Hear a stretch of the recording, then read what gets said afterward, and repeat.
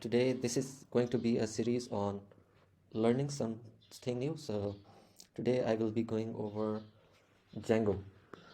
Django framework, which is Python's framework to build applications. So, we have Django REST framework as well. So, this is kind of my learning, and also along the way, I will be explaining things to you. I will at least try to explain things to you. So, let's get started. Okay, so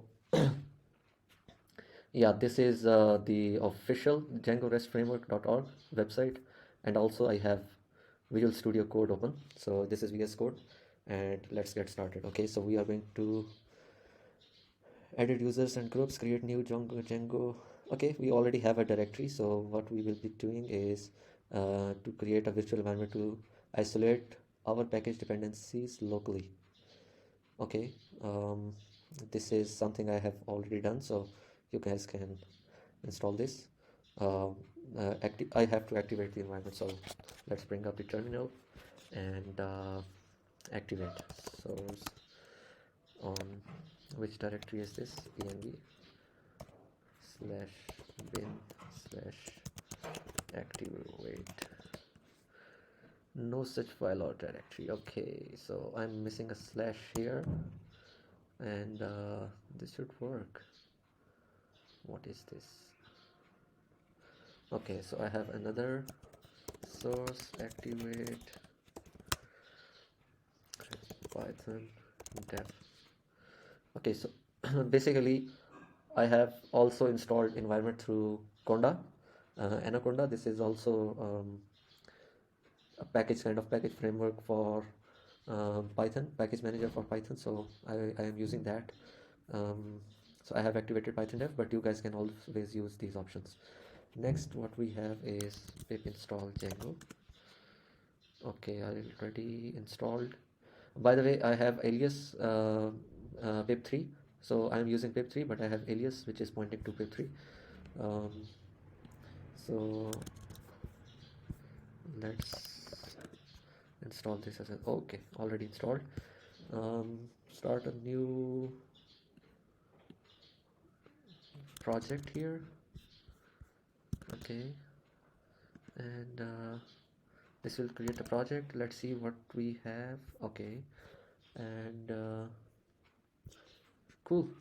cd tutorial, and then what we will be having is Django admin startup quick start. We will start through this. Okay, start app quick start. Now cd back to this. Okay,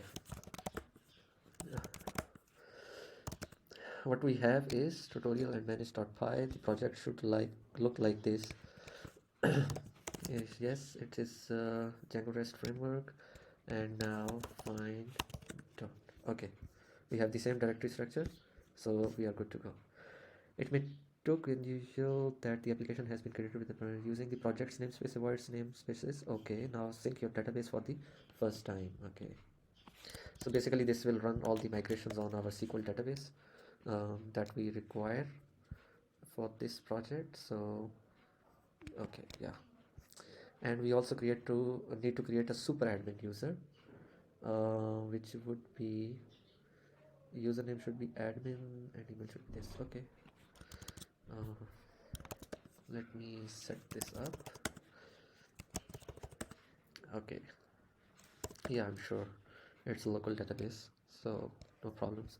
Once you have set up the database and initial user is created and ready to go, open up the apps directory and we will get coding. Yeah, so all right, so next thing we have is serializers. Okay, so now what we have here, manage.py and run serve. So this should be running. All right, this is cool. The install worked successfully. Congratulations. Okay, so this is the default pages for this app. First, we need to going to define some serializer. Let's create a new module name. All right, so let's create this file serializers. What we have tutorial and quick start, and that's serializers, I guess. Yeah, serializers dot py. Okay, so let's open the file. All right, that we will be used for our data representation. So we have two type of models for now, user and group. By default, these two come with the Django installation. Basically, if you already familiar with Django, then it provides admin dashboard to our applications. So basically, we already have the user and group there. What we already did was uh, this command, create super user. So basically, that was creating super user on this table. Okay, so we will be importing serializer and user from there, and also user serializer will return these files. Model is user, and okay. So how you define serializer? Make a class for each serializer and class of meta inside it, and specify the group and the fields that you want. Okay, so I will be simply copy pasting this. I hope this is very simple thing. Okay, so what basically we are doing is, if we will be using this serializer, we will be using users fields out of that table. So let's paste this one. All right, so next thing is, notice that we are hyperlinked relations in the case. You can also primary key. Okay, we can use primary key and various other relationships, so we are good to go here. Now views, right? We would better write some views than open. Okay, and start typing. All right, so uh, sorry for that. Views.py. So just for the conventions, let's see. Okay, this is right. And what we will be doing is open views file, views.py. Okay, we already have views, so this is from migrations, but we want the views file from all right. So we already have views.py file. All right, that is also cool.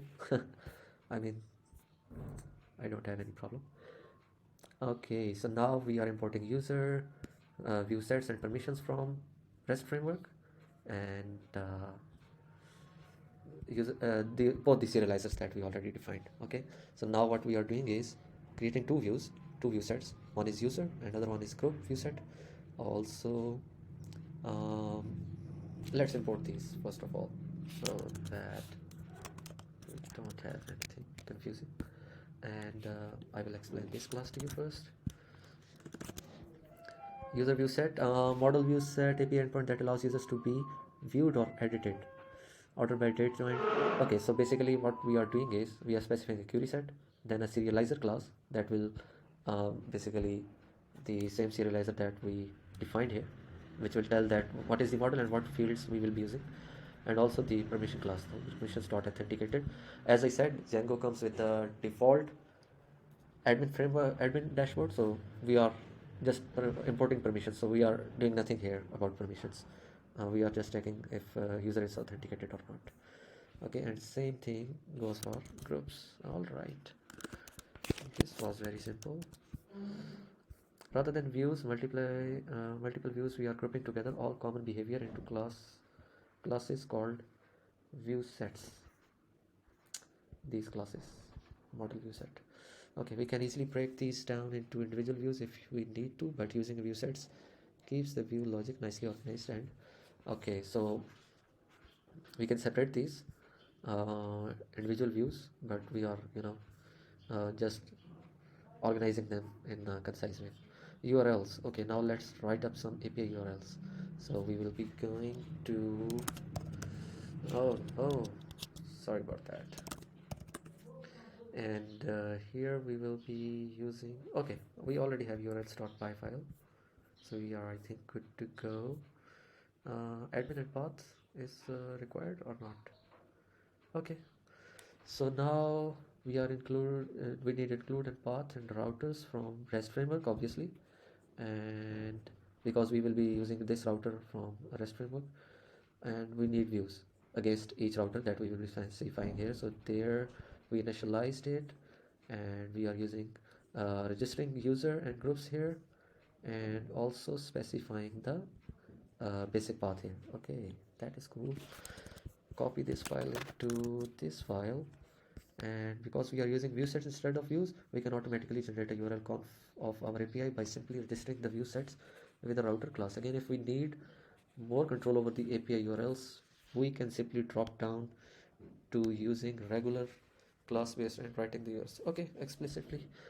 Fine. Okay, let's revise this. Because we are using view sets instead of views, we can automatically generate the URL config for our API by simply registering the view sets with the router class. Okay, which we are doing here.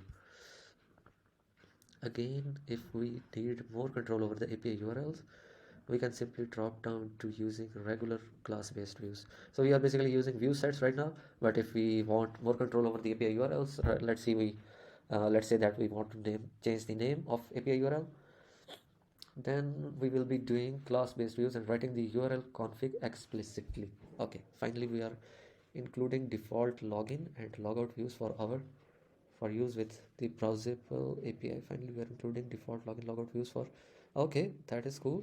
Login and logout browser APIs, that's optional, but usually if your API requires authentication and you want to use the browsable API, okay, allow you to control how many objects per page are returned. To enable it, add the following lines too. Okay, we can also add this on settings.py file, so this is not a big thing.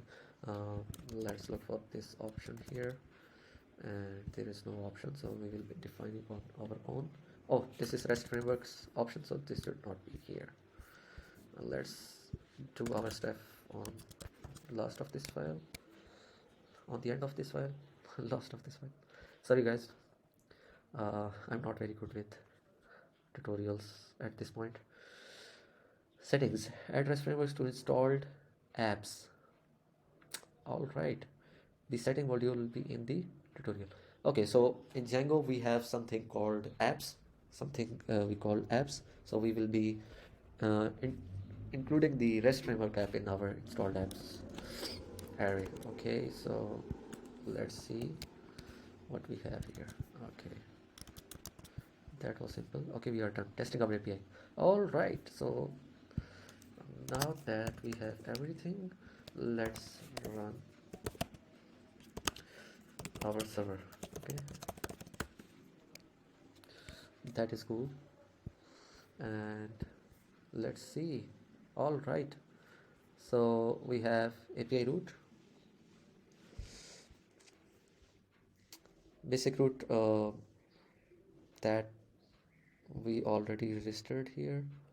So now you can access our API both from the command line use. Okay, let's see what we have here. All right, let's curl this. Okay, open up a new terminal and curl on this one. I have changed the password, so I'm struggling with that. Okay, this is not the password that I used. Password was admin.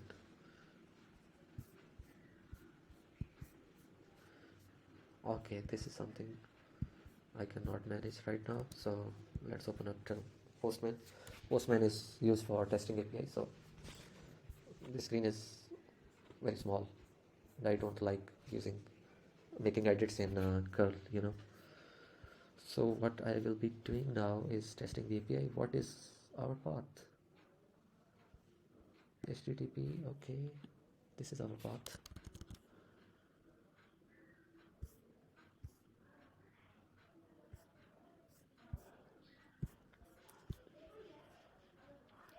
I have one more thing here.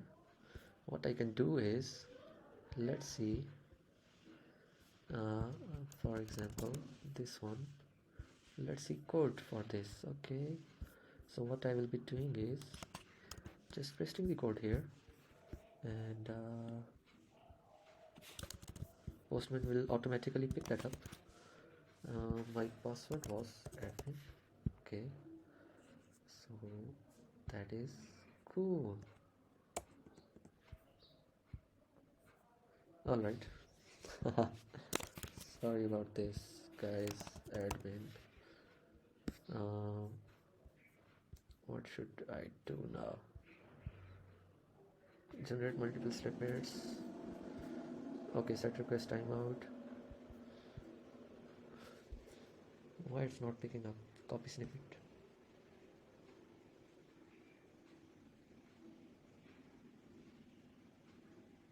Okay, we don't need to do this, boys. I mean, this is the result that will be coming from the API, so let's curl this. And no, man. Okay. Also, we can hit this from our now from our Postman. What are the headers that we are using here? Application user. Okay, leave it. But we already have results coming from the API. Okay, the user that we already created, so that's very good. HTTP command line tool, no, we are not using, or directly through the browser by going to the URL. Okay, not interested. If you're working through the browser, make sure to log in using the control in the top right. Okay, let's try this from here as well. We can log in and then test the API. Let's use this option as well. Not now. And what is our API URL? Alright, so let's try this API root. Okay, I'm trying. What do you want me to do? Get this, but how? Options, okay. No. We don't want any options to be used. Alright, so get users from the API root. Okay, so this is working. Alright, so now we have covered this. If you want to get a more depth in understanding of how REST framework fits together, head over to the tutorial and start browsing the API guide. Okay, so this is it, I think, for this tutorial. So let's jump into next tutorial and we'll see you in the next video. Thank you guys.